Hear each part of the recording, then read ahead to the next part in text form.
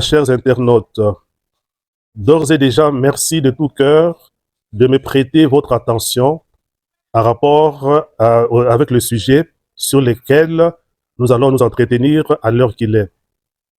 Un sujet qui déferle la chronique, un sujet autour duquel, si l'on ne prête pas attention, les choses risquent de mal tourner. L'avenir de notre pays risque d'être hypothéqué sous un certain angle, sous un certain aspect. Il risquerait d'y avoir des incompréhensions sans lendemain. Le sujet dont question est: faut-il ou non garder les filles mères de nos écoles? Ce sujet, comme vous le savez, comme nous le savons tous et toutes, est tantôt bien compris, bien interprété, tantôt mal interprété. Il est interprété en sens dessus et sens dessous, depuis la circulaire du ministère de l'enseignement primaire et secondaire. Que parce qu'il y a des incompréhensions, que parce qu'il y a des lacunes là-dessus, je viens en tant que responsable, en tant que parent, en tant qu'éducateur, éclairer la lanterne des uns et des autres. Effectivement, d'après la mesure prise dernièrement par le ministère de l'EPSP ou de l'enseignement primaire et secondaire, les écoles sont interdites à mettre à la porte les filles mères au motif qu'elles sont rendues grosses et qu'elles ne doivent plus continuer à étudier autant que les autres. Et le ministère est monté au créneau quant à ça. Parce que depuis un temps, il a remarqué qu'il y avait une déperdition scolaire. Le ministère dit par là, en interdisant aux écoles de pouvoir chasser ou renvoyer ou mettre à la porte les élèves ou les filles mères, parce que d'abord l'éducation est un droit inaliénable. L'éducation est un droit que l'on ne peut pas hypothéquer pour quelque raison. La preuve, c'est que ce droit est prévu dans les différents instruments internationaux et nationaux, entre autres la Déclaration universelle des droits de l'homme. En dehors de la Déclaration universelle des droits de l'homme qui prévoit ces droits, nous avons la Constitution nationale, la Constitution congolaise du 18 février 2006, qui dit que l'éducation est un droit pour tous et que personne, de ce fait, ne devrait être exclu de ce droit ou de ce privilège. C'est la raison pour laquelle, d'ailleurs, on parle de l'éducation pour tous. Tout le monde doit étudier. Tout le monde est éligible à l'école. Tout le monde doit bénéficier de l'éducation scolaire et même académique. On ne peut pas en priver certains ou certaines au profit des autres. D'ailleurs, en la matière, nous avons un grand philosophe du nom de Caton l'Ancien qui, en son temps, disait que l'éducation était le premier droit après la nourriture. Comme pour dire qu'après le manger, vient immédiatement l'éducation. Donc, c'est la raison pour laquelle le philosophe Caton l'Ancien disait en son temps que l'éducation était le premier droit après la nourriture ou le manger. Comme pour dire que dès qu'on a mangé, dès qu'on a eu la nourriture, on doit bénéficier de l'éducation. Alors que c'est le deuxième droit, en réalité, lui en parlait comme étant le premier droit, mais alors après la nourriture. Parce que comme la nourriture matérielle donne la santé du corps, l'éducation, comme deuxième droit, donne également la santé à l'esprit, au cerveau, pouvoir se connaître. L'éducation accorde, l'éducation confère un pouvoir et un pouvoir réel qui connaît peu. Et nous connaissons grâce à l'éducation. Dès lors, on ne pouvait priver personne de ce droit ou de ce privilège. Partant de ce qui précède, le ministère de l'enseignement primaire et secondaire congolais a-t-il ou non raison de pouvoir interdire aux écoles, à nos établissements scolaires de pouvoir mettre à la porte les élèves mères? Telle est la question qui se pose. En réponse à cette question qui intéresse les uns et les autres, toute la communauté nationale, nous disons d'ores et déjà oui, le ministère de l'EPSP ou de l'enseignement primaire et secondaire a raison, parce que par ce moyen, par sa circulaire, il protège un droit fondamental, il protège un droit inaliénable, un droit dont personne ne peut être privé, un droit de base, un droit sans lequel l'homme n'évolue pas et l'homme ne sait rien donner à sa nation, à son État, à qui a des attentes sur lui.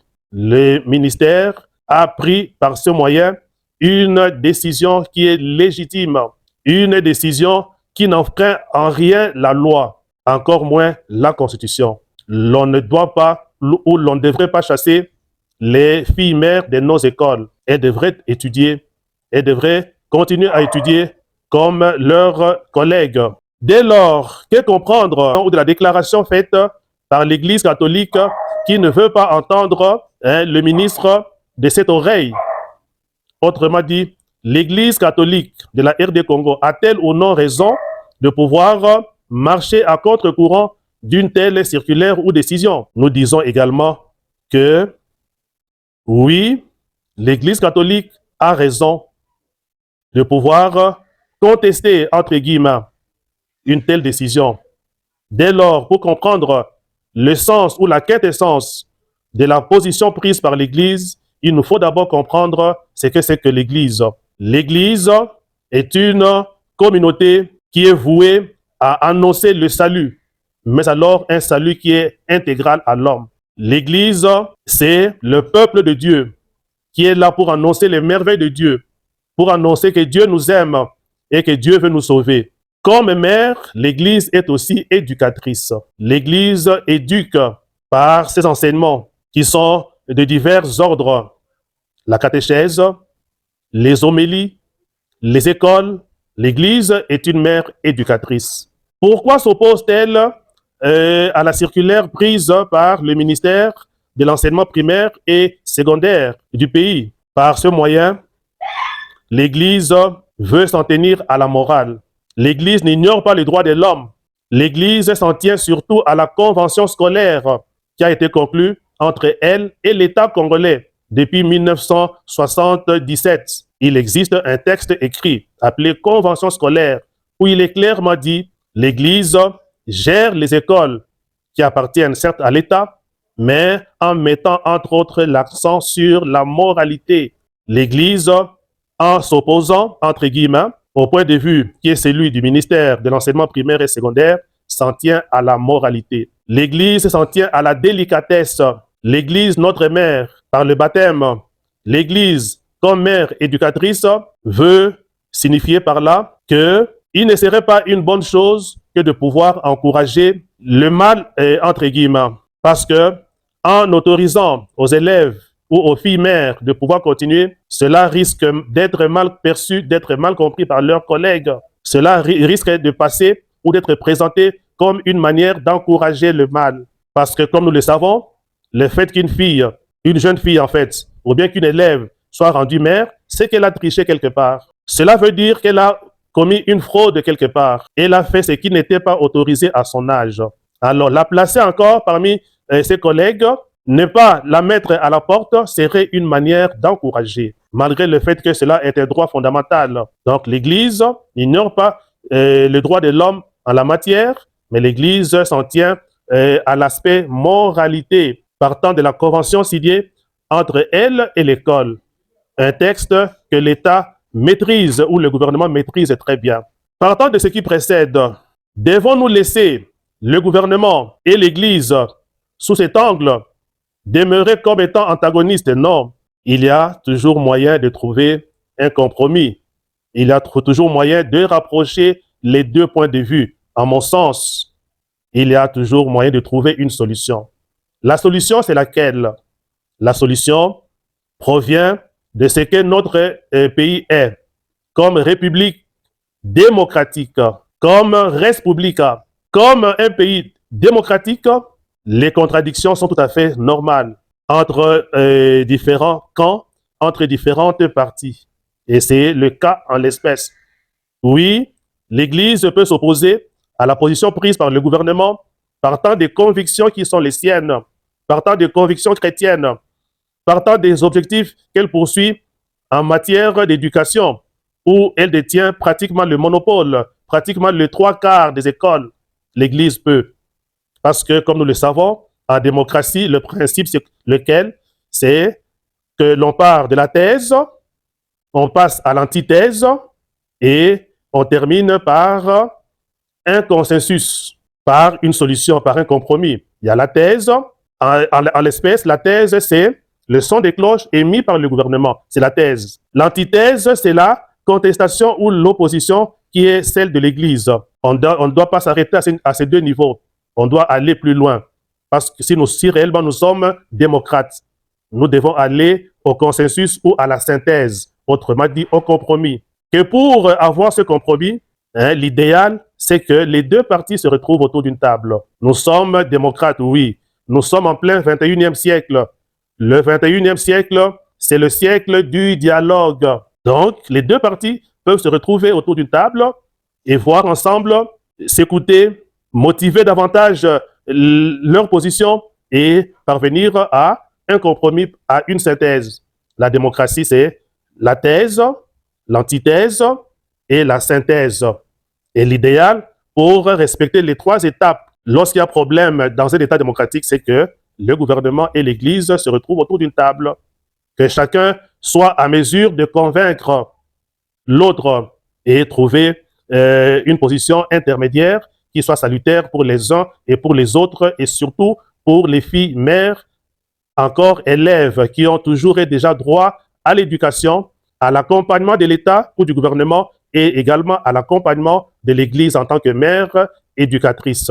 Et d'ores et déjà, pouvons-nous à chaud dire que, parce qu'il ne s'agit que d'une circulaire, lors de ces échanges entre le gouvernement et l'Église, la suite peut être telle que la circulaire soit annulée. Ça, c'est la première des solutions. On peut annuler une circulaire.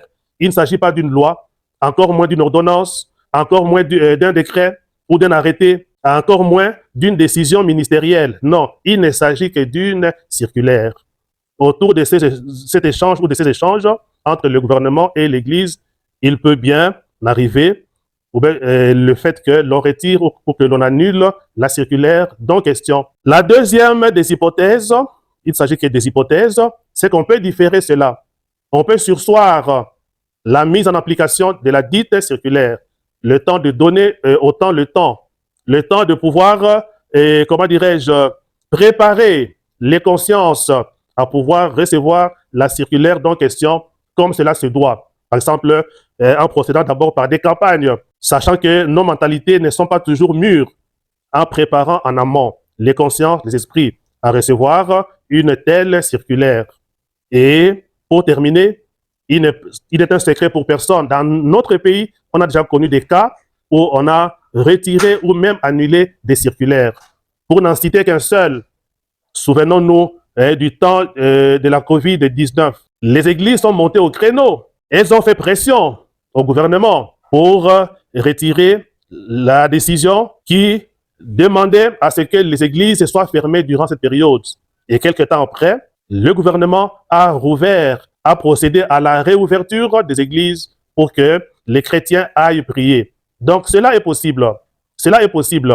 Il ne s'agit pas d'humilier le gouvernement. Il ne s'agit pas, comment dirais-je, de banaliser la circulaire. Non. Surtout qu'en droit, on parle du parallélisme de la forme et des compétences. Ce sera le même ministère qui a pris la décision et ce sera ce ministère-là aussi qui va surseoir, annuler, retirer, différer ou que sais-je encore. Donc, parce que c'est le même ministère, il sera toujours dans ses droits, il sera toujours honoré. L'autre hypothèse, pour terminer alors une fois pour toutes, c'est qu'on peut aussi procéder progressivement. Par exemple, par province. On peut commencer par prendre un édit provincial, une décision d'un ministère de l'enseignement primaire et secondaire provincial et observer d'abord, observer les effets. Parce que la loi, tout comme les décrets, les ordonnances, les arrêtés sont toujours pris en faveur de l'homme, en faveur de la paix sociale.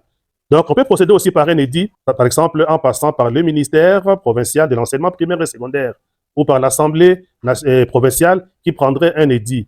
On appelle édit une décision prise par une assemblée provinciale. On peut aussi procéder ainsi comme un ballon d'essai, surtout dans les provinces où l'on connaît avec acuité le problème des élèves, filles et qui deviennent mères de manière précoce. On peut aussi procéder de la sorte et observer, voir dans la suite sur quel pied danser, quelle orientation prendre. Voilà autant d'hypothèses possibles en la matière. Comme pour dire que comment rien n'est perdu. Rien n'est perdu en la matière. Le fait pour l'Église et le gouvernement de se retrouver ensemble pour dialoguer peut bien donner lieu à des solutions idoines pour le bien de toute la communauté nationale. Parce que, dit-on, du choc des idées jaillit la lumière. Et c'est le cas en l'espèce. Voilà ce que nous souhaitons à l'heure qu'il est. J'ai dit et je vous remercie.